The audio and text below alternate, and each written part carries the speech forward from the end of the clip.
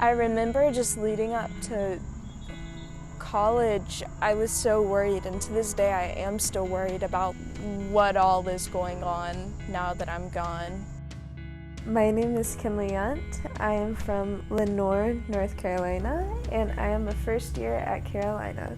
I live with my parents and my little brother, and for a long time I also lived with my great-grandma, but she did pass away several months ago. My parents are both gone most of the day at work, and so a lot of the time I was in charge of taking care of my little brother and my great-grandma.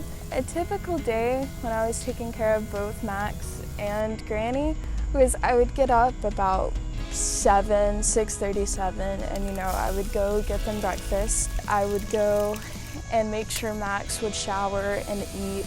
With Max, I had to make sure he did his schoolwork, which was always a struggle.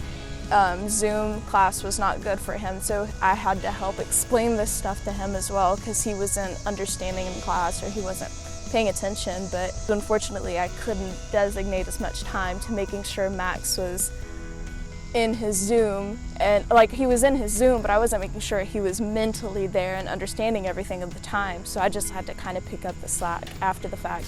And I always cleaned up the house before my parents got home and made dinner. I was in charge of most of the laundry and the dishes. I never really noticed that I missed out on a lot in my teenage years from this lifestyle until I came here and I realized how much happier I was getting to spend time with other people. The issue was if people asked me to hang out, I often had to say no, or I would sometimes make up an excuse because I knew I wouldn't be able to go. There's so much worry about who is doing the dishes every day. I know they're cooking dinner and I know they've been meal prepping a lot more, but it's well, what if one day they don't have time to meal prep? What are they gonna do?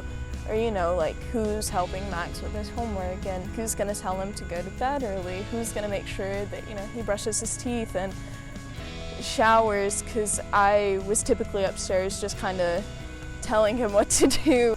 I do worry about him, but I don't feel as worried as I was initially because I know that he's happy, and overall it's not like I'm gone forever. I'll get to see him in a month or so, and so I'm just counting down the days.